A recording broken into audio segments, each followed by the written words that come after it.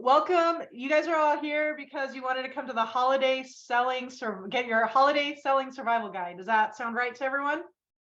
All right. Awesome. For those of you I have not met yet, my name is Tasha Smith. I'm the founder of Emerge Sales Training, and we're here to teach you how to talk to people so you can sell more and solve more problems. Here's our agenda for today. We are going to just chat, get it out. Like, why are you here today? Like, what's hard about holiday selling for you, or why are you excited about having this conversation? I'm not sure how many of you guys are new, or if you are in our masterminds. I see some familiar faces, some new faces. So you might be wondering, who's this Tasha person? Is she qualified to teach us anything? For my mastermind clients, you're like, this story again, but it just has to happen. So we'll catch all the new folks up to speed. And then I'm going to go over 5 key principles to make this fourth quarter better than it would be otherwise. Really, we want to help you make a plan. Does that sound like good? All right, cool. At the end here, so in 2 weeks or a little less than 2 weeks, we're going to start our signature mastermind, the Customer First Sales Mastermind. That's the one where we work with everyone for their time management, sales, retention, and recruiting foundations. I know a bunch of you guys have taken that one, but that's what we're starting in a couple of weeks. So unfortunately, I can't teach you everything about sales in 45 to 50 minutes. I'm going to try really hard though. And at the end, we'll walk through the details of that. And if that's a good fit for the next phase to get you ready for 2023, we're here for it. We're happy to help. How does that sound for today? Cool. All right, awesome. Real quick, we're just going to do roll call here. Can you guys humor me and write down in the chat? Oh my gosh, I did not start streaming this. Hold on. I have the thing up. I almost had to fire myself. Okay. Shoot. 1 sec, guys. Go live. All right. If you guys are, will humor me and in the comments write down if you are new, if this is your first webinar with us. Let us know if you have taken like one of our masterminds, or you can let us know if you're what we call original gangster. Been with us for a while, do all the things. Okay, so Amanda's new. Welcome. Karina, welcome. Leanne, welcome. Marie, OG. Kristen, OG. It's so cool. You know what I really love is to see the evolution of new to mastermind to like claiming OG. I think that's fun. 1 mastermind, just finished Customer First, few things with you in the past, 2 masterminds. OG, sure. I think claim it if you want to be OG. 2 masterminds, first webinar with you, in between trainings here and there, and OG. That is honest. Okay, cool. So for those of you that are new, you might be surprised that we are here actual live instead of fake live. So there's a few things I really dislike about the online training industry. I'm going to get those out here so you know what to expect. Have you guys ever been to a teaser training? Those are the trainings that are like, we're going to promise you all the things, the whole world, and your whole life is going to change after this webinar. And then they teach you nothing that is helpful or useful, except pull all of your psychological triggers in order to get you to buy the $10,000 thing. Have you guys been on webinars like that? I hate them. Do you guys hate them? I hate them. We're not going to do it. So what we're going to do today is we're going to treat you like clients. This particular training, actually, we pulled out of the client only vault just because we thought people needed help with it today. So we're going to talk about things. We are here live. These are some of the things we believe in. And we're going to give you actionable things that you can do to improve your business in this last quarter. Cool. So no teaser webinars for us. We're going to get in here and dig in. Now, I did promise, I think, an implementation something. And so I'm going to show it to you real quick before we jump in, and I'm going to give you guys a Google link. All right. So I made you guys a Google Doc. it's called Holiday Selling Survival Guide Action Plan. We have the agenda. This is going to be a checklist that you can just print off for after. And then you can use this to type in notes, and I'm going to help you guys walk through that. So what I'm going to do is I'm going to put the Google Doc here in the chat. If you're on Facebook Live watching this, I'm not going to be able to just add that in. So just, if you're on Facebook Live watching the stream, just type like action plan and we'll send you the link directly. So once you get this, you're just going to need to hit make a copy. Don't try and edit my original. Does that sound good? And then you can type, once you hit make a copy, you should be able to type right into it. Okay, so let's jump in. When it comes to holiday selling, what challenges are you guys running into? What are you worried about? Why are you here today? What are you hoping to learn? Everything's fair game. You can go ahead and comment in the chat, or you can unmute yourself. So what's hard about selling during this time? Hey, Danielle, good to see you. Hope school is going well. Okay, good. Cassie's new to direct sales, need all the help. Okay, who's in that boat? Who's in first winter? Ashley, Rhonda. Okay, cool. Petrea, not wanting to be just another spammy poster. Who's in Petrea's? Terry agrees with that. Kelly, Danielle. People are very busy. They don't want to try new products. So getting worried about that. Coming back after a break. Who can relate to that? Yep. Okay, cool. Hard to get people's time and attention. Budgets are tight or already committed.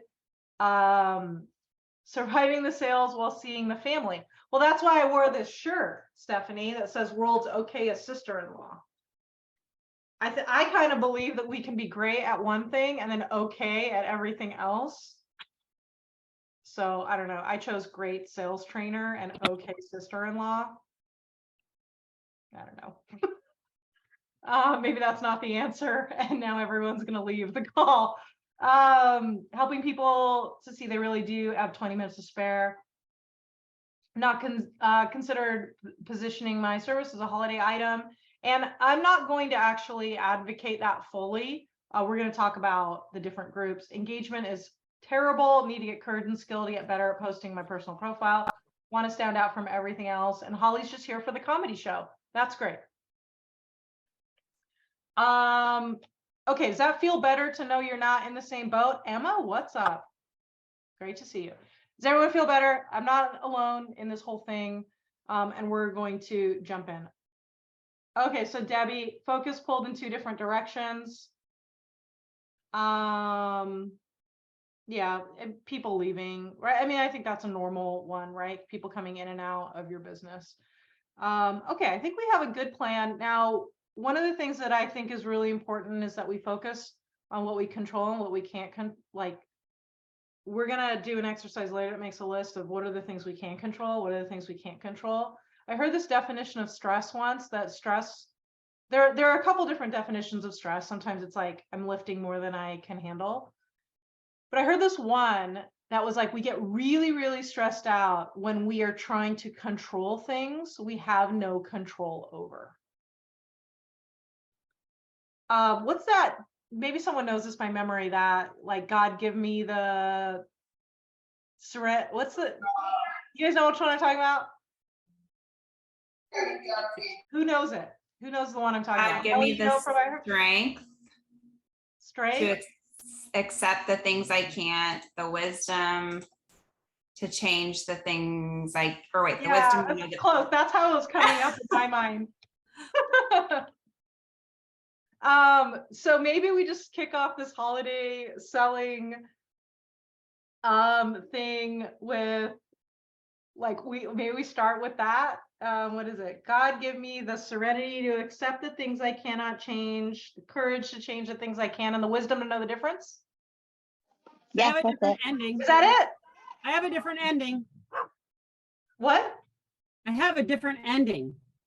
Okay. And the wisdom to know it's me. That's the things I can change. And the wisdom to know it's me.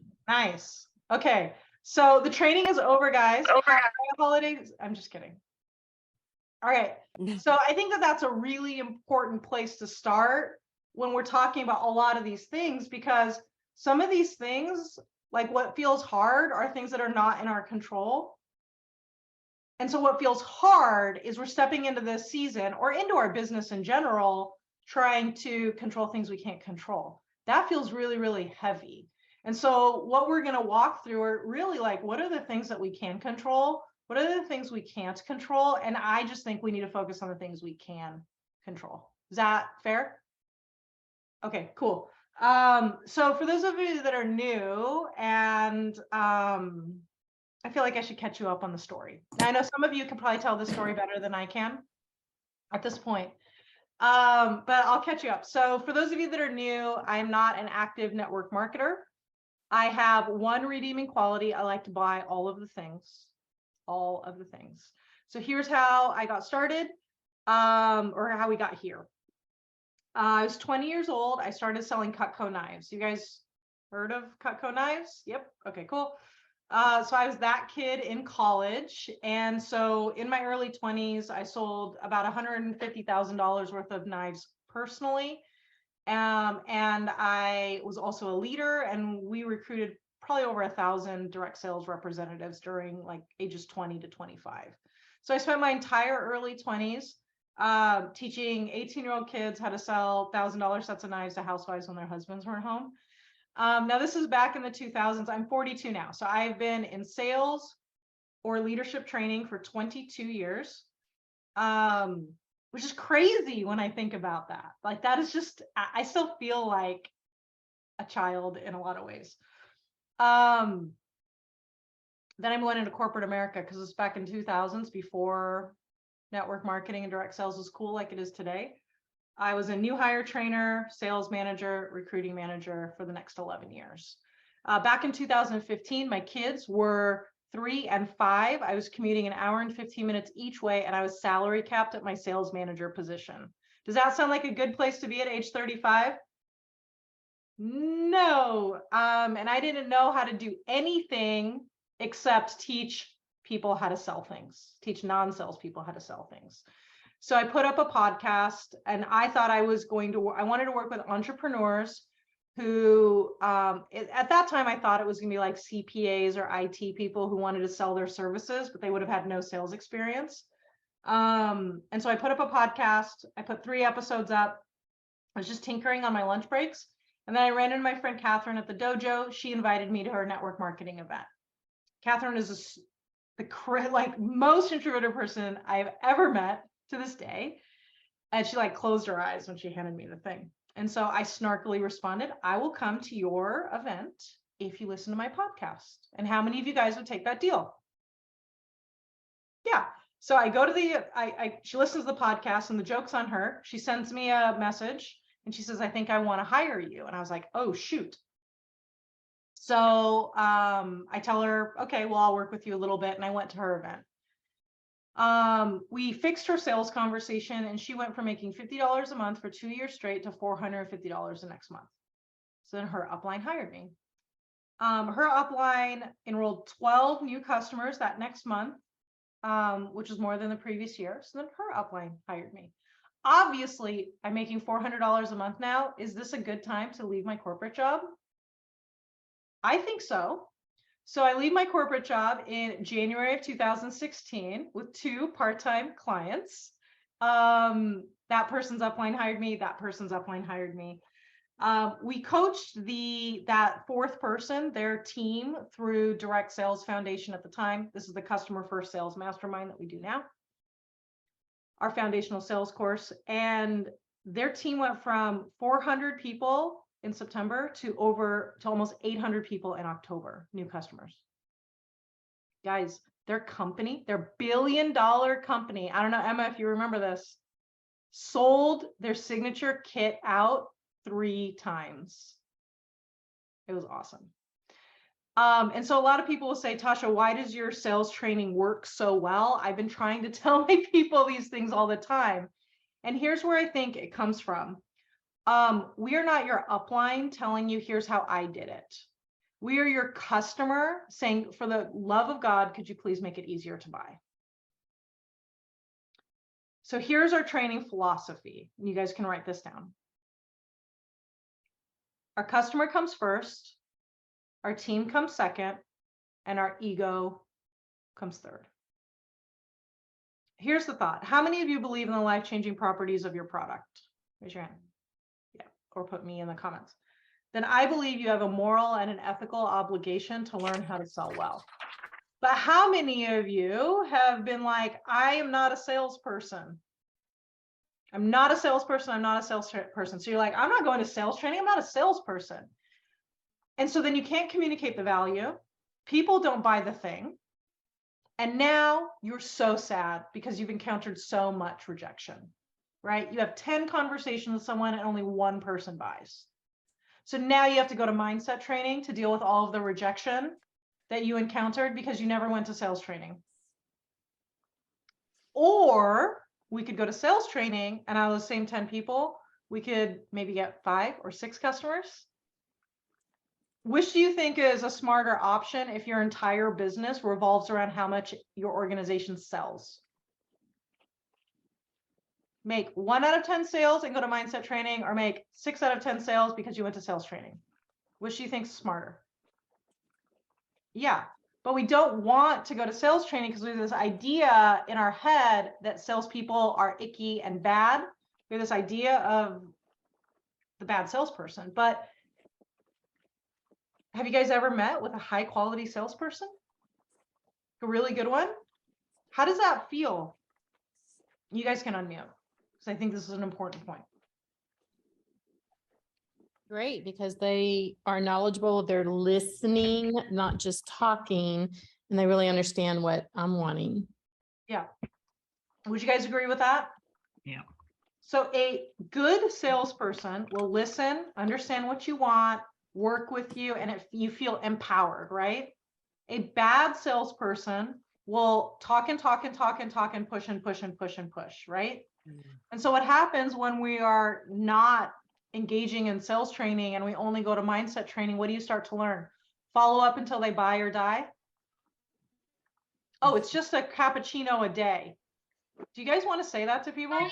I hate when they tell us to say that. I hate it too. Would you ever want to hear that from someone? Just cappuccino a day? No. And so that's what we think sales training is. Could you repeat that? Listens, empowers, and what? Listen, empowers, and feels like that you're heard is what a good salesperson does.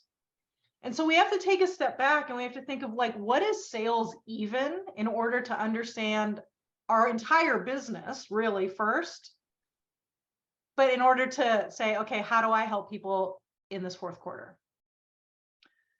So we have this idea culturally that sales is bad, sales is icky, salespeople are liars and they're unethical. But that's not true. That's what we think sales has to be. Here's the definition of a sale. It is an exchange of a product or service for money. Exchange a product, service for money. When we are selling, what we are trying to do is create a win-win scenario. Right? The customer wins because they have found a solution for a problem, and we win because we would make income for helping them find that solution. So every sale that's made is a win-win situation, and customers only buy things when they believe that the solution is more valuable to them than the money in their pocket. Now, it is our job to explain things in such a way that it makes sense to them. That's it. We just want to explain things in a way that they understand that the solution is valuable to them. Is that like sales philosophy that we can get behind? Which means there's a lot of more things in our control than we think if we stop throwing spaghetti up against the wall. So can you guys buy into that philosophy for sales? Just give me like a yes in the chat if you are good with that philosophy. Yes, yes, yes. Okay, cool. So that's going to be the underlying principle that we're going to use today. Is we're going to help people find solutions to their problems. So let's go ahead and get into these 5 principles for today. And let me get the live stream set up here. Share screen over here. Holiday selling survival guide. If you guys are on the Facebook Live, let me know if you can see the slides. And if you're on Zoom, can you guys see the slides on Zoom? Yep. Okay, cool. Here we go. So we're going to go over 5 key principles. The first one is we want to make sure that we are thinking about offers that sell. So offers that sell really depend on who they are. And we're going to examine this idea of spam in a couple of different places.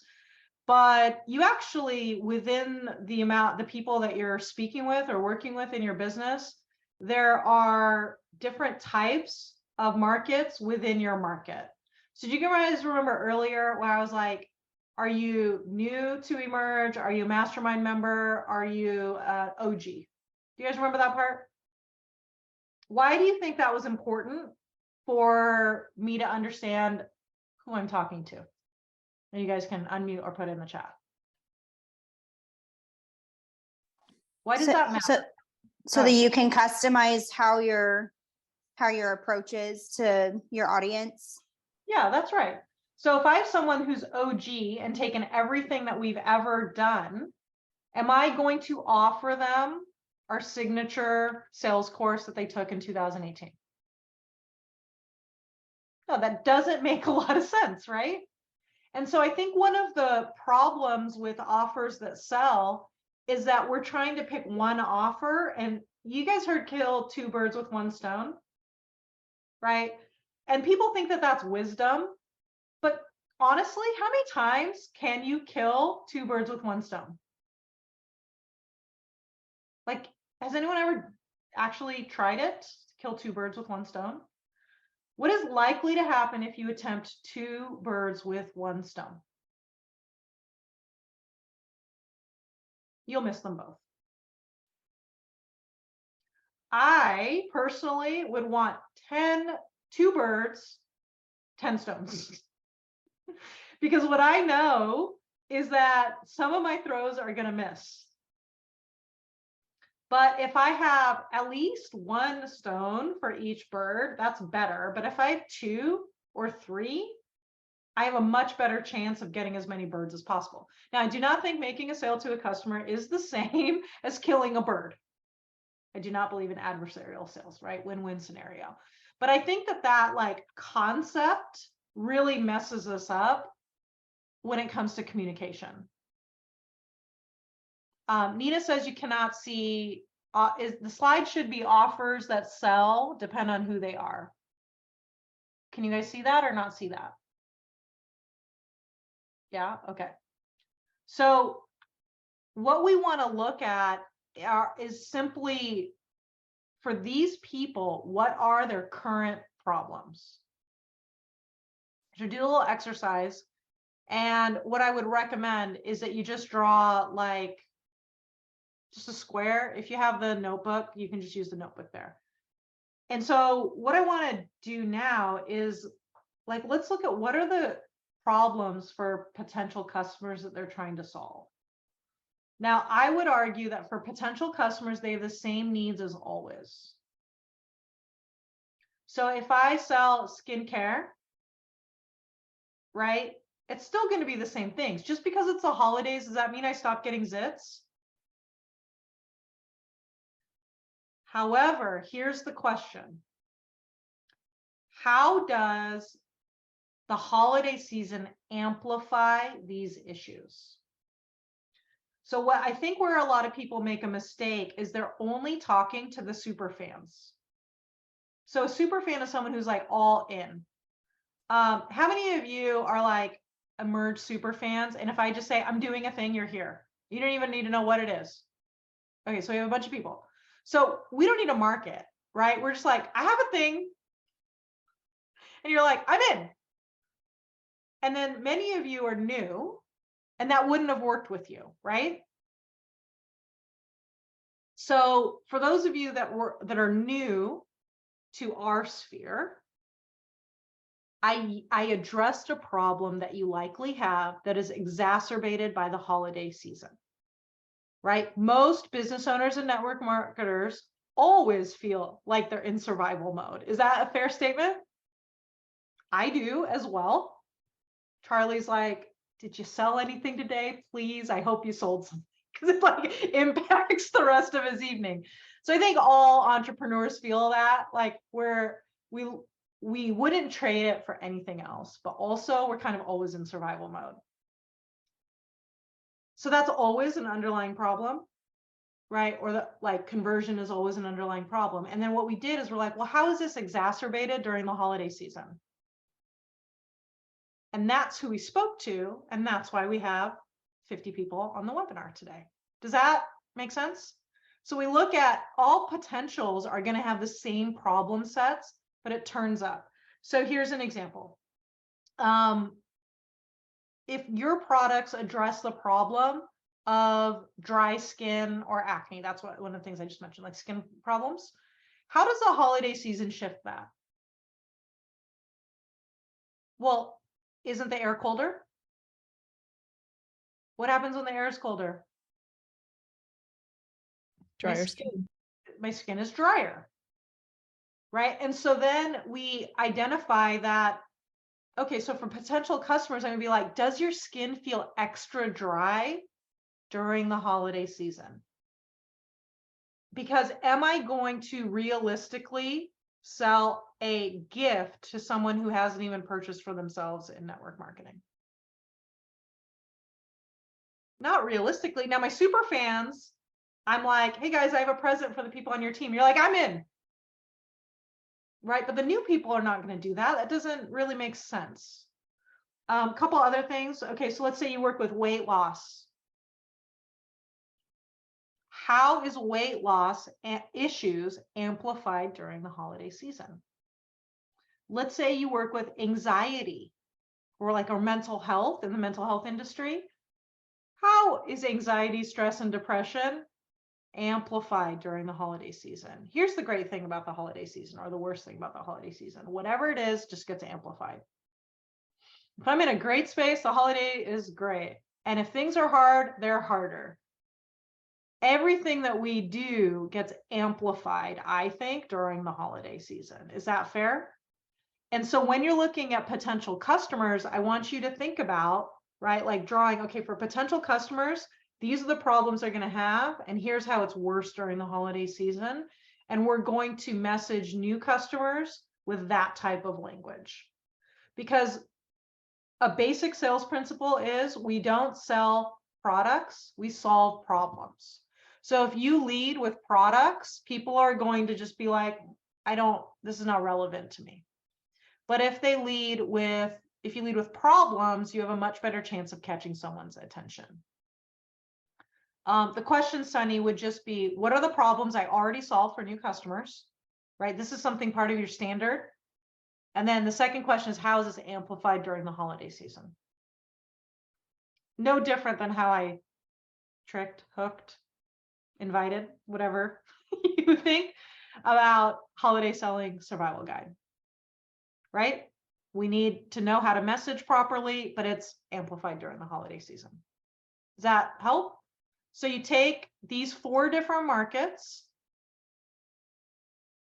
potential customers, current new customers, super fans, business builders. Now for new customers, they just need to get results. So keep using their products that they have, educate them like potential customers, and your goal is to get them to their second order. Super fans are the ones who are going to buy the gift packs. Super fans are going to buy the gift packs. So I'm actually going to type some stuff on this slide to make it a little bit easier for you guys. I want to be able to type. Okay. So for super fans, here's what I would recommend. Have your most popular gift packs ready. But here's how I want you guys to present them. This one for your parents. This one for your friends. This one for your kids' teachers. This one for Secret Santa. People don't shop for things, they shop for people, right? And so if you do have holiday gifts, now I know not everyone does, and I'm hoping that you just don't get caught up in that and you just focus here and you focus here, right? Because it comes down to what can I control and what can I not control. Categorize them not by product, categorize them by person. How does that feel to everyone? Good? Does that make things a little bit easier? And so then you can just, that's when you can do a post that's like, hey, this is something, hide your mom, or don't hide your mom because who cares, right? Your mom doesn't care what she's getting. This is what I'm getting for my mom, or if you're having a hard time shopping for your mom, here's an idea. Let me know if you'd like more details. How does that feel to everyone? I feel good? All right, so we're going to split the market. We're going to make a list of their problems, and we're going to talk about how they're amplified. So let's go to principle number 2. Non-spammy verbiage. I'm going to pause for a moment while you read this meme because it is hilarious. Once you are done reading the meme and laughing, just type LOL in the comments and I will keep talking, but I need you to really appreciate this meme.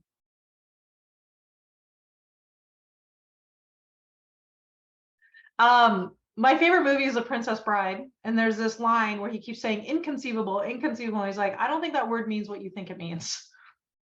And so I think we need to actually understand what is spam.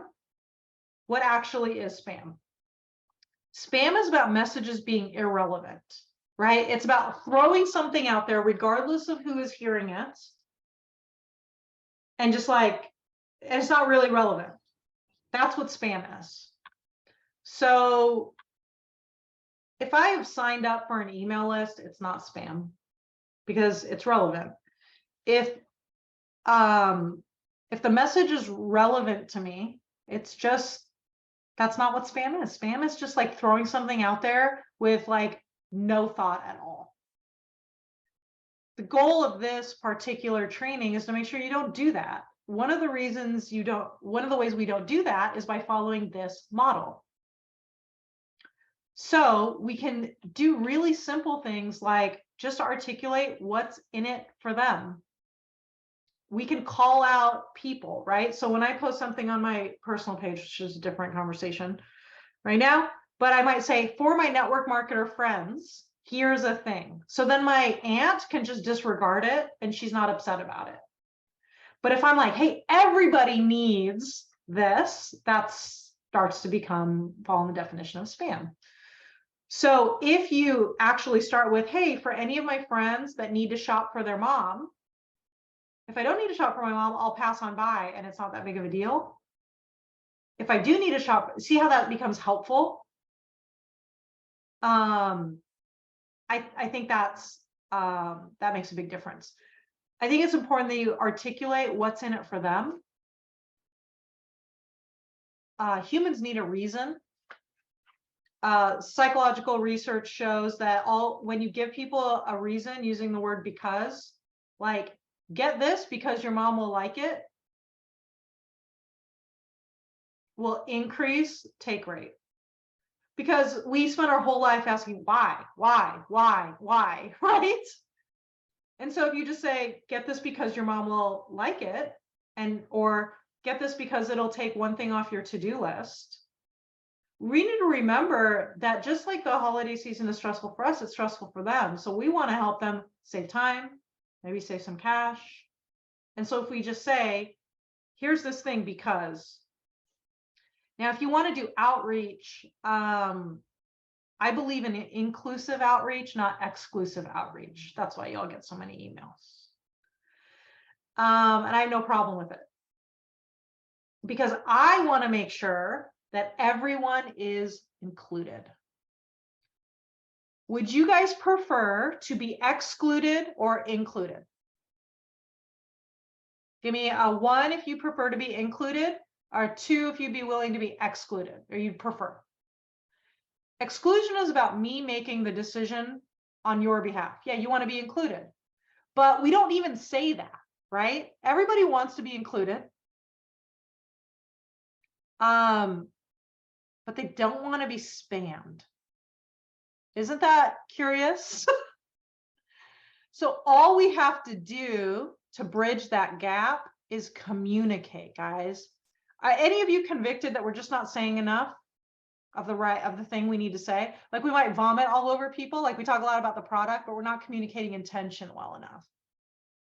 All we have to do is say something like, a lot of people right now are making their plans for their business for the holiday season. I want to make sure you're included as well. All we have to say is something like, a lot of people right now are trying to get their early shopping done for their family. And so I want to make sure you're included as well. A lot of people right now are already getting stressed out about the holidays. And so we have this thing, and I want to make sure you're included as well. How do you think people will receive that message? And then they get to choose. Our job is to invite, their job is to decide.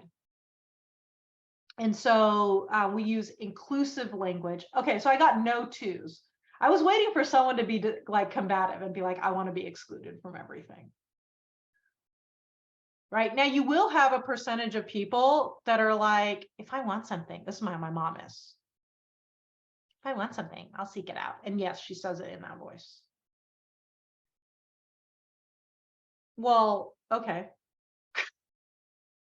Because am I going to exclude everyone else just because that's my mom's personality?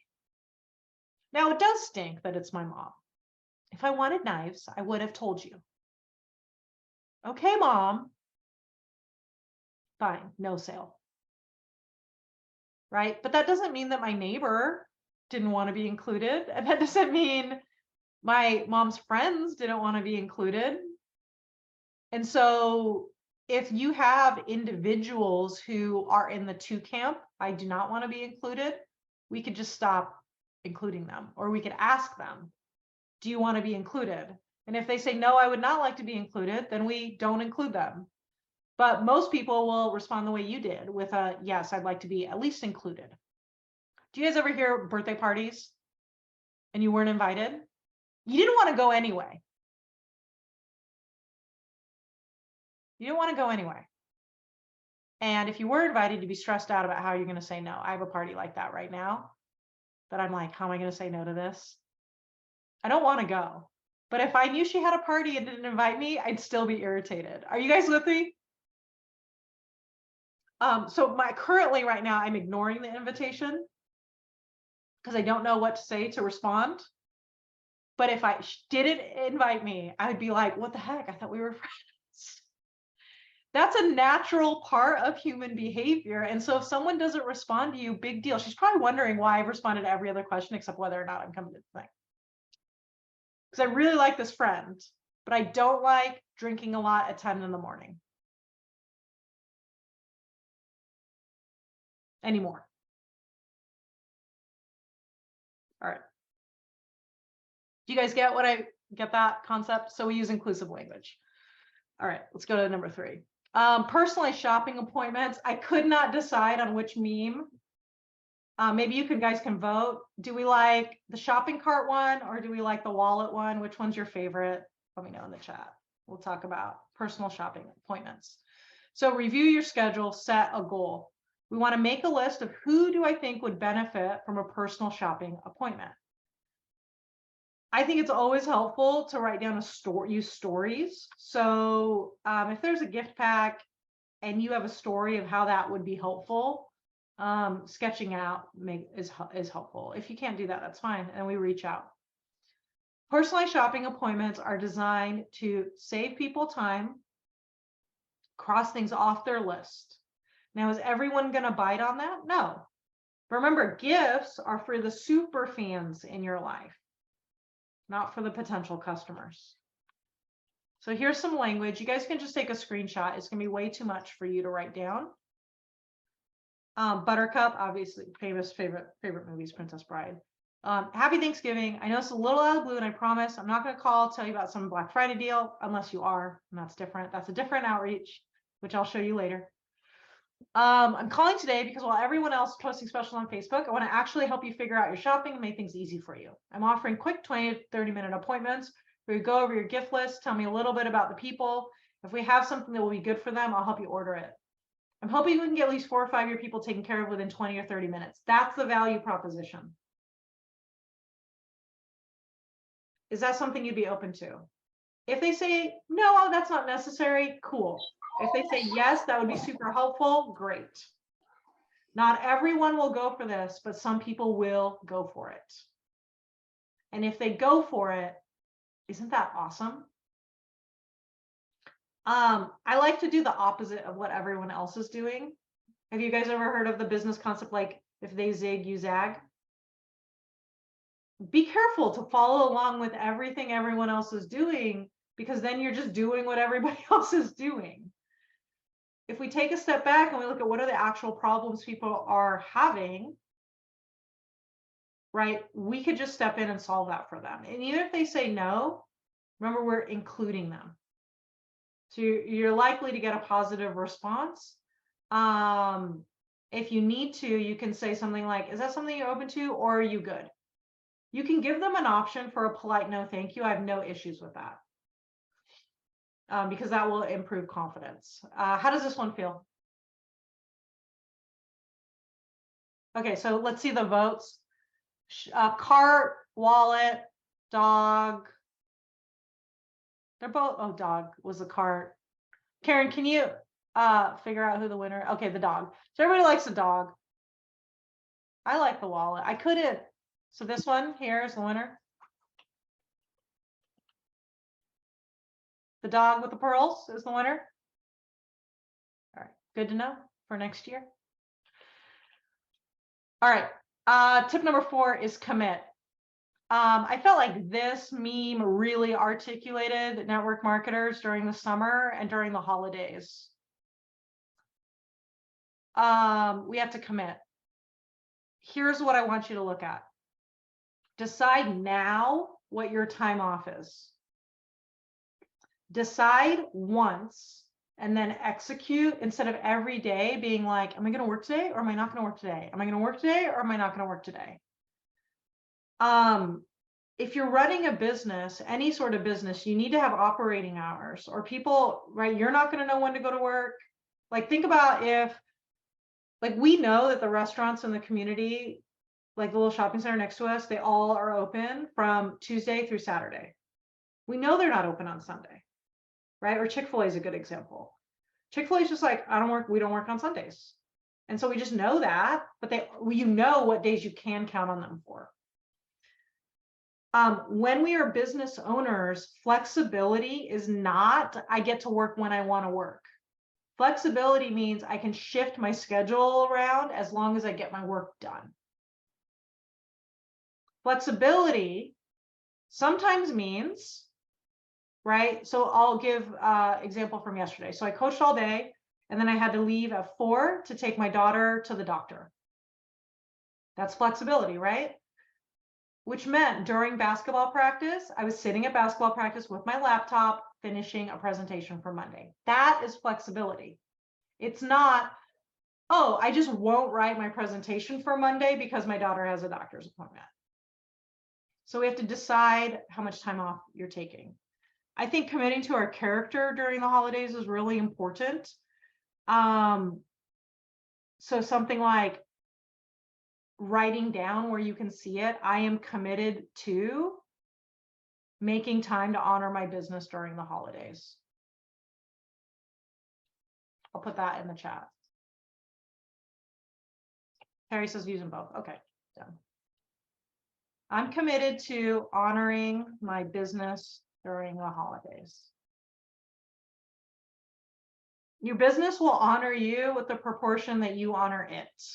I think that we have relationships with our business, and we need to treat it well. I think it's super helpful to have a clear definition of success. What's the holiday season about for you? Is it about a rank push? Well, that's going to shift your time off. Is it a system you're creating? Is it a certain amount of appointments you need to create? Is it a profit goal? Right? Think about college students, for example. What are they doing to Christmas break? Hang out with their friends or try to earn as much money as they can for the semester? Right? There's two different ways. We have to look at what is the holiday season for. And I think it's very difficult to just try to be all the things at the same time. As for us, we'll be closed from Christmas Eve to New Year's Day. Right? So Karen and I will both be off during that week. It's good for our clients. It's good for us. It's good for our kids. It's a win-win-win scenario. But you will find us working all the rest of the days. Because we still have a mortgage to pay January 1st. Anyone else have a mortgage to pay January 1st? Does the mortgage company care that it's the holidays? Not that much. So it's my responsibility to keep my income even. I think it's super helpful to make a T list, and that's just like where you draw a T, and on the left side you put what I can control, and on the right side what I can't control. Can you control people's holiday budgets? No, but can you control your outreach? Yes. Can I control if my kid gets the flu and I have to take them to the doctor? No. Can I control coordinating with my husband if one of our kids gets the flu, who's taking the day off?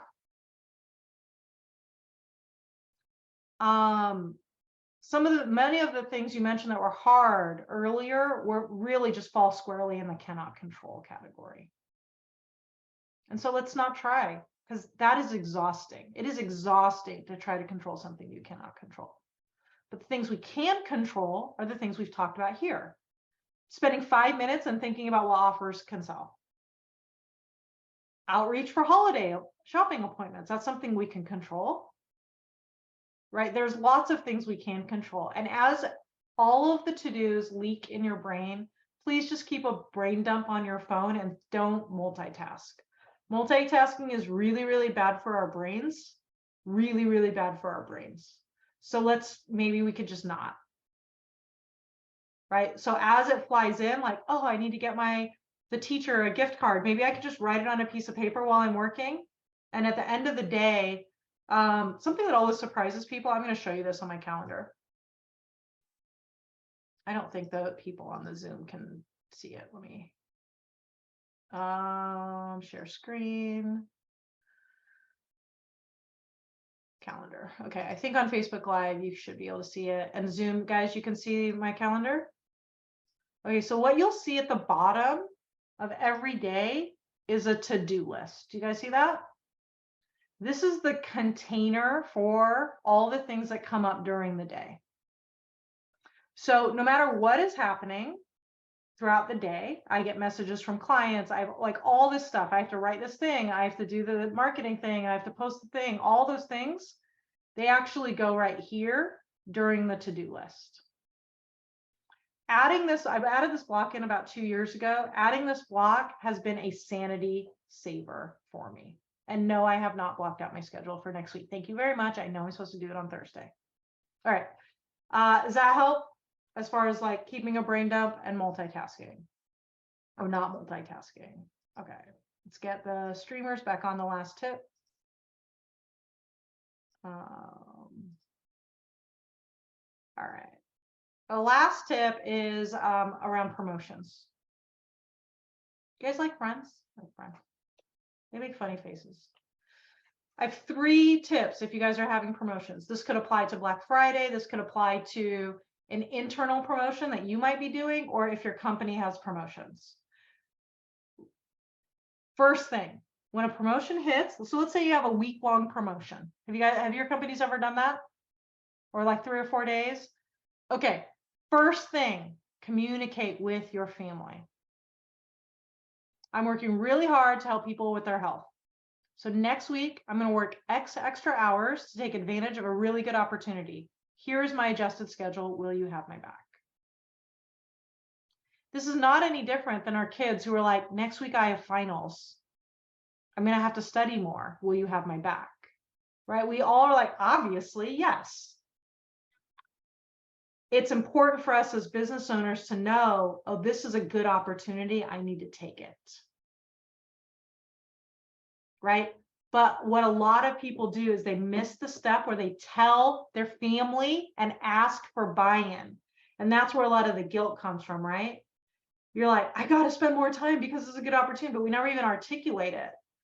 And I think our kids as young as age 4 can understand this. Younger than that, that becomes tricky. So this conversation needs to have with a caretaker. Someone who can help watch the kids. Now, if you have a farm, I know many of you guys have farms, which is confusing to me because I live in Southern California in the city. Do not think you can use this on your cows. Just we've tried, doesn't work. All right, tip number 2. There's a promotion right now that I thought would be right up your alley because I know you are the type of person who wants to get the most value for their dollar. Would you like to know the details? We shift from being what people call spammy to inclusive, helpful, and I complimented this person too. There's a promotion right now that I thought would be right up your alley because I know you're the type of person who wants to get the most value for their dollar. Would you like to know the details? Most people will say yes. And if they say no, or they say nothing, that's great. We have not violated them. Share success. Karen got another person to sign up for the promo. She did this and this and this. And if she can do it, you can do it too. You have to add the, if he or she can do it, you can do it too.